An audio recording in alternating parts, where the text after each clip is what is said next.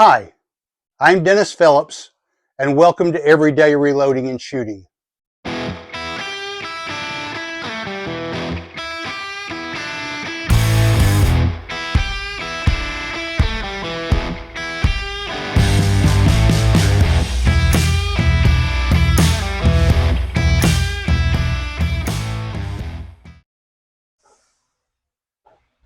All right, welcome back to the channel. Once again, we're at the Georgia Gun Club 100-yard indoor rifle range, and today I'm redoing the test between the 73 grain ELD match and the 73 grain Berger boat tail target bullet. Each of these are being shot with 23 grains of CFE 223 powder at 100 yards. Also, I had a comment from a viewer who said that he didn't like the fact that within the first 5 seconds of my video, he had to listen to this loud acid rock, heavy metal guitar music. And I said something to my wife about it. She said, yeah, I do think it's too loud too. And actually, it's not heavy metal guitar or acid rock. It's actually a blues guitar. I understand that a lot of older shooters watch my channel and may not like the music that I play. I'm not a spring chicken myself. I'm 70 years of age, but I play the music that I like. I don't want to alienate any viewers, but I would also let those viewers know that there is this wonderful little piece of technology on their viewing device called a volume control, and you do have the ability to turn that down. All right, so much appreciated for watching, and we'll try to take everybody's thoughts into consideration. All right, stay tuned. So again, I'm shooting at 100 yards. I'm going to shoot 5 fouling shots with the 73 grain ELD match bullet. I'm also using a new rifle scope. I got an Arkin SH 460-24 by 50 rifle scope that I have mounted and sighted in. It seems to be performing pretty well. So I'll be shooting with that little addition to my equipment today. All right, as always, you're welcome to enjoy the music. Tone down just a little bit while I fast forward through my shooting, or you can skip forward to the results that follow. Shooting at 100 yards.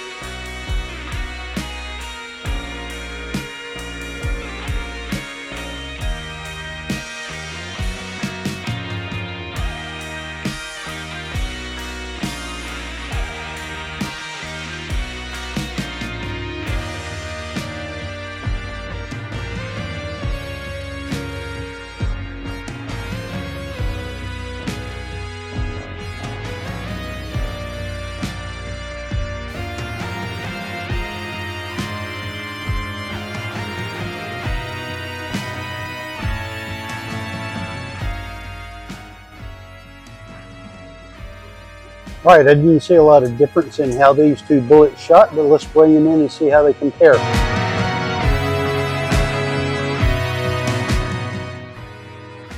All right, as far as the extreme spread goes, it looks like the 73 ELD and the Berger boat tail target are going to be very similar because there was a flyer out here.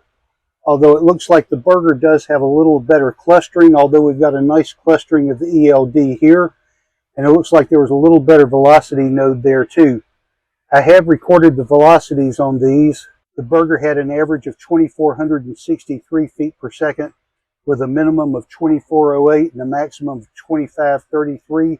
So that's a 125 foot spread. The Hornady ELD, I shot 20 of those, including the warming group, that had an average of 24.41 feet per second and a standard deviation of 24.3. All right, we will take these home, analyze them further, and measure them and see how they compare. Hold tight. All right, I'm back from the range, and I've got the results of my comparison with the 73 Hornady ELD match and the 73 grain Berger boat tail target bullets. I also want to mention here about the addition of the Arkin SH4 6-24 by 50 rifle scope.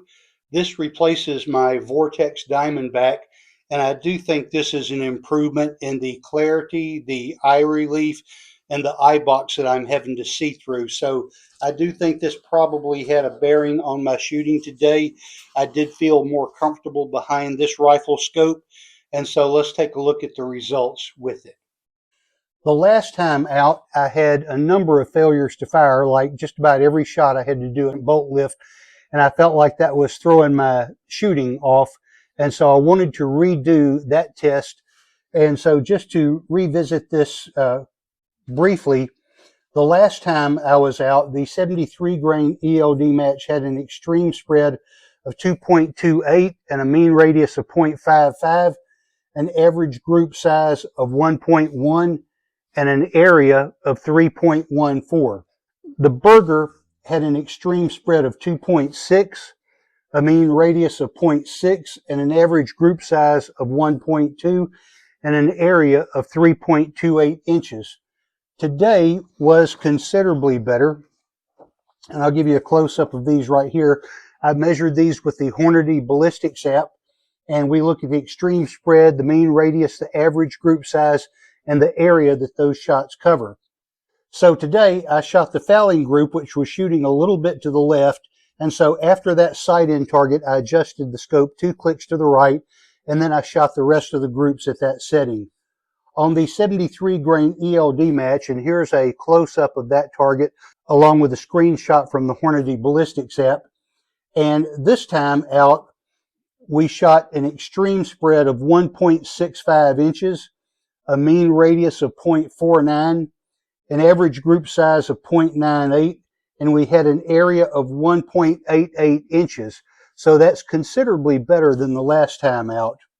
On the 73 grain Berger boat tail target bullets, we had an extreme spread of 1.75, a mean radius of 0.42, an average group size of 0.84, and an area of 2 inches. If you're just looking at the mean radius, the Berger was a little bit better at 0.42 compared to 0.49 because we're measuring 15 shots here.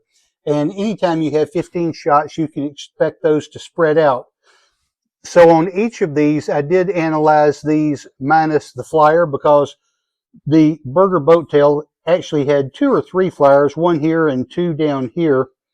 And the 73 ELD match had 1 out here. Otherwise, it had a little bit better cluster, it seemed like. But the minus that flyer, the 73 grain ELD match had an extreme spread of 1.31 on 13 shots, a mean radius of 0.45, which a radius is half of a circle. So you double that, that gives you an average group size of 0.9 inches. And it covered an area of 1.06. On the 73 grain Berger boat tail target bullets, if you take away this flyer, we had an extreme spread of 1.39, so a little bit bigger on the extreme spread, but it had a mean radius of 0.39 because you've got more shots clustered together right here in a tighter group, it seems. An average group size of 0.78, and it covers an area of 1.57 inches. I'm still going to give this one to the 73 grain ELD match because in both cases it had a lower extreme spread with and without the flyer. It also covered a smaller area in both cases, 1.88 compared to 2.0, and minus the flyer, 1.06 versus 1.57. So the 73 grain ELD match bullet, those are shooting a tighter group as far as the overall area is concerned. I do have the Garmin Zero C1 Pro now, and so I was able to measure my velocity. The 73 grain ELD match with the ballistic tip seemed to be a little more consistent in the velocity. On the 73 grain ELD match, we had an average velocity of 2441, but it was a little bit higher at 2463 with the Berger boat tail target. But when you look at this and you look at the group with the 73 ELD match, you'll see that that group is stringing horizontally. There's a big cluster of shots here where it's going horizontal right across that average point of impact right there. And of course, you have a standard deviation of 24.3, which I guess is pretty high. But if you compare that to the Berger boat tail, they have a standard deviation of 36. And when you look at the height of the group, you'll see that the height of the 73 ELD was 1.2 inches, whereas the Berger boat tail was 1.48 inches. But then when you take out this one flyer on the 73 ELD with 14 out of 15 shots, you've got a group height of 0.85 inches. If you take out the worst from the Berger boat tail target and you look at 14 out of 15, you've got a height of 1.15 inches of that group. So it's 0.85 versus 1.15. So you've got 0.03 of an inch difference in the height of that group. So that's one more reason to hand it to the 73 grain ELD match. You may have a different opinion because the Berger boat tail did have a tighter mean radius, 0.42 compared to 0.49, and an average group size of 0.84 compared to 0.98. Minus the flyer, they had a mean radius of 0.39 versus 0.45, and an average group size of 0.78 versus 0.90. But again, the ELD match covered a smaller area at 1.06 versus Berger at 1.57. So again, I'm going to give this to the 73 grain ELD match. I'm going to continue to develop this load further. Then we will see if we can get these groups even tighter. All right. If you have any ideas, thoughts, questions, suggestions, please leave those in the comments below.